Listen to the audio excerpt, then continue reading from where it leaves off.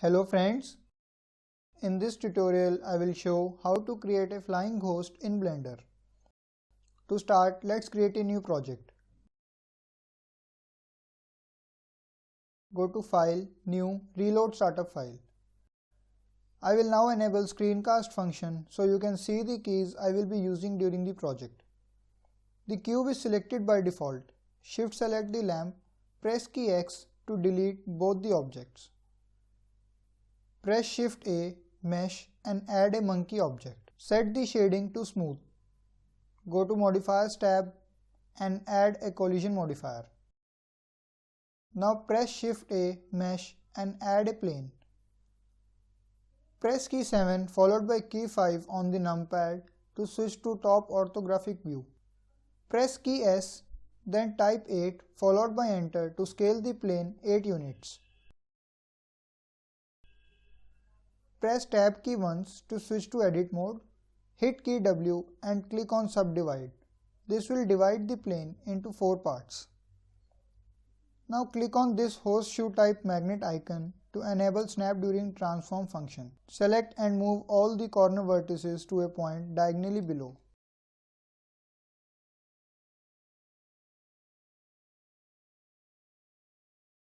Press key A twice to select the plane. Hit key W and click on subdivide. Set number of cuts to 9. Change the selection type to edge select and select all the alternate edges.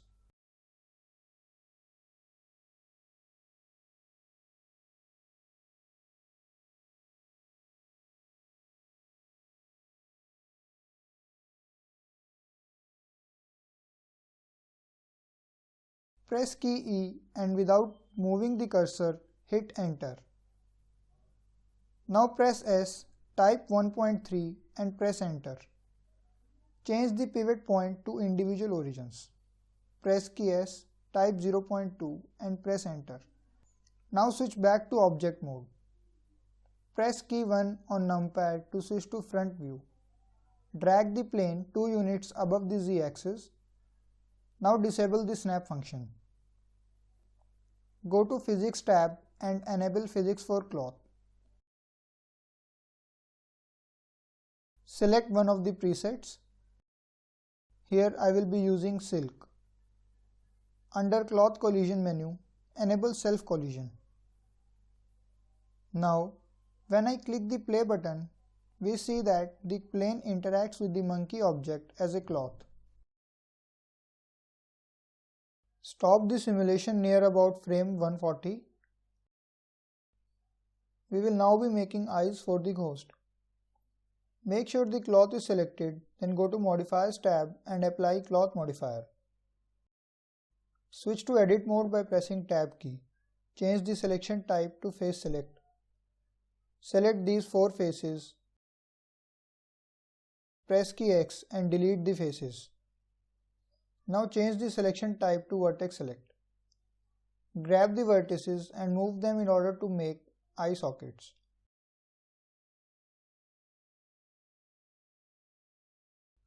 Don't worry about these deformations, we will rectify them later on.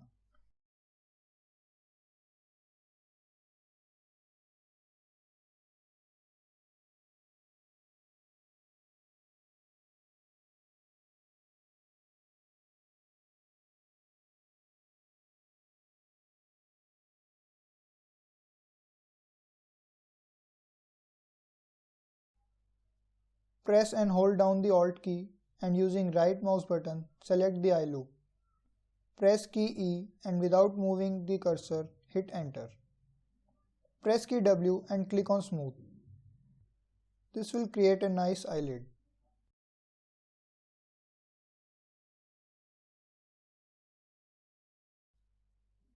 Similarly, do this for the other eye.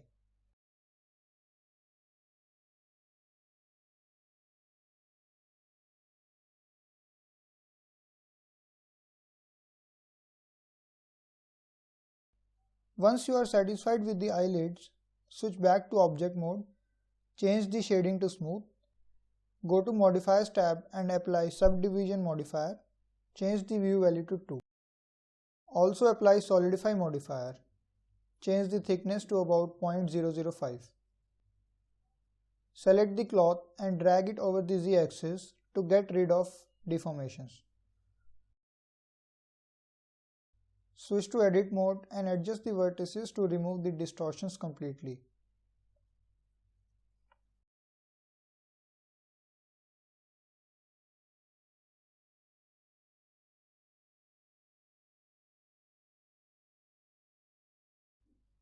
After this, go to Vertex Data button. We will now create a new vertex group. Disable limit selection to visible function and using C-select tool, select all the vertices near the head.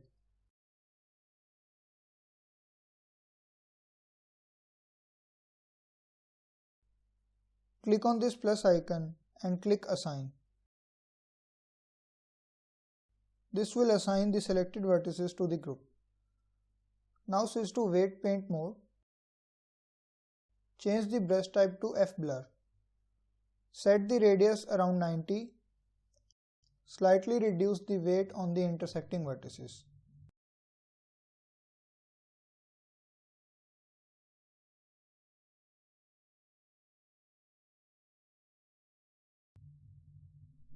Switch back to object mode. We will now animate the ghost, but before that let's parent the cloth to the monkey object. For that, select the cloth, then shift select the monkey. Hit Ctrl P and choose Set Parent to Object. We now need to set up the camera view. Press key 1 on numpad to switch to front view. Hit Ctrl, Alt and num 0 to align the camera to the view. Select the camera using the G key and middle mouse button. Adjust the zoom and move the camera slightly below.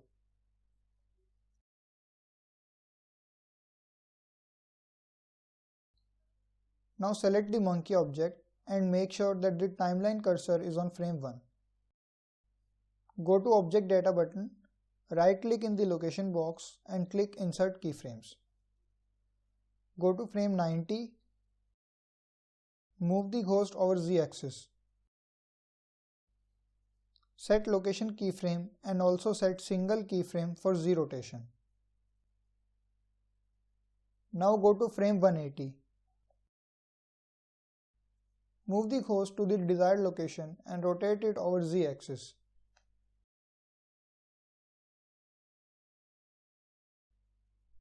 Insert location and rotation keyframes.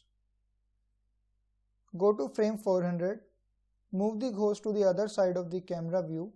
Adjust the rotation.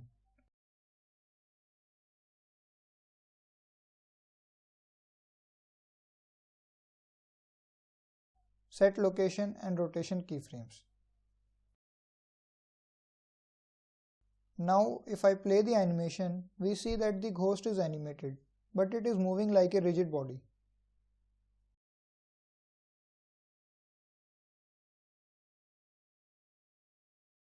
Make sure that the animation length is set to 400.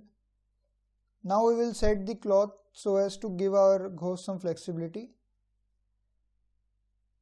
Select the cloth, go to Physics button and enable Physics for cloth. Cloth preset is already set. Enable pinning and choose the vertex group we created earlier. This will help keep those vertices rigid. Under Cloth Cache menu, set start and end to 1 and 400 respectively. Now go to Modifiers tab and make sure that the cloth modifier is first in the list. Go to Physics Data button and click on Bake. This will bake all the cloth simulation to system cache. It will take about a minute or so.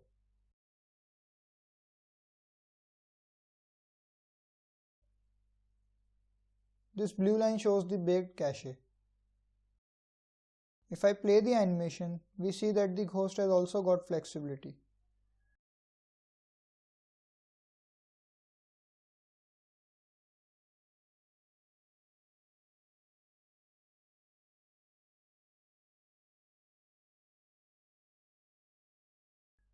Once you are satisfied with the modeling, then it's time to set up the materials.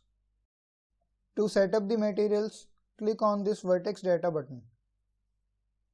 Select the monkey object. Switch to Vertex Paint mode. Under the Paint menu, click on Dirty Vertex Colors. This will create a new vertex color group for the object. Switch back to Object mode. Now select the cloth. Switch to Vertex Paint mode. Under Paint menu, choose Dirty Vertex Colors for cloth as well.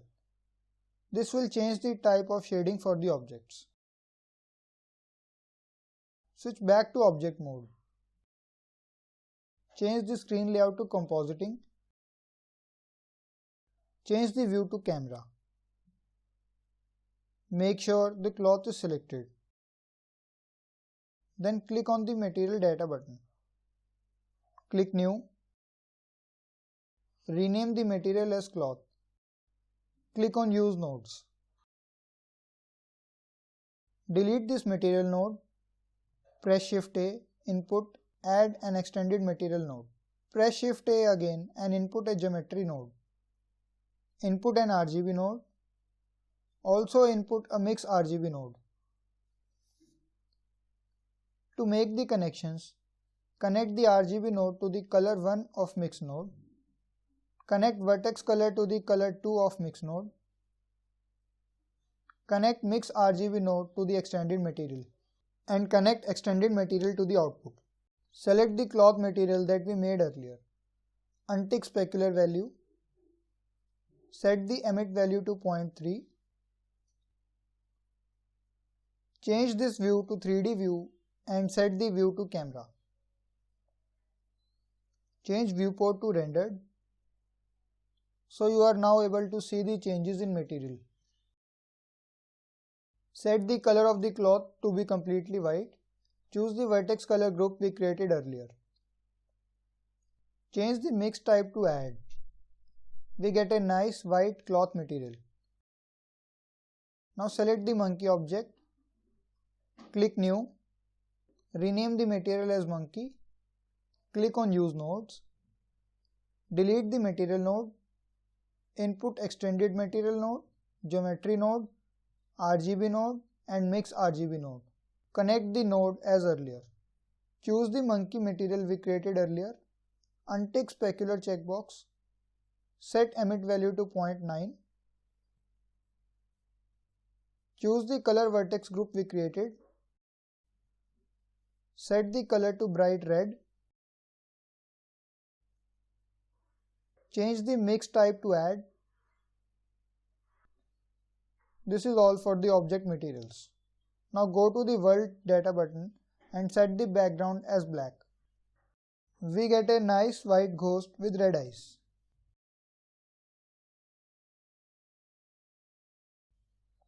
Before the final rendering, we will do some basic compositing.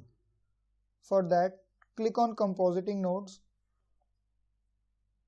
Change this mode to UV Image Editor. Click on Use Nodes. Press and hold down Ctrl-Shift key and left-click the mouse on the Render Layer node to add a viewer node. Click on Render Data button and choose Render Presets. Click Render button.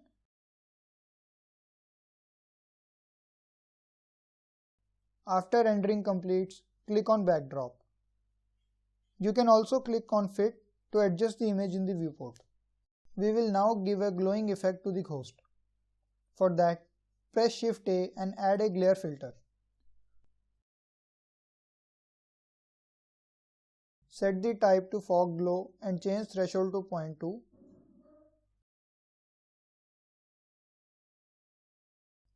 This will give a bright glow to the ghost.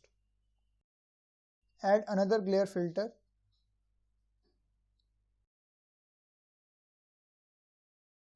Set threshold value to 0.45.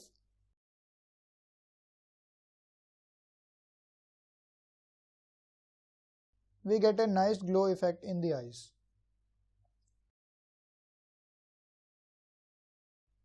Now to render the final animation, go to the default layout. Click on Render Data button. Set the output directory. Set the output format. Here I will be using OGG Theora. It is quite fair to save the project first in case something unusual happens while rendering. Go to File, Save As, set a file name and click on Save as Blender Project.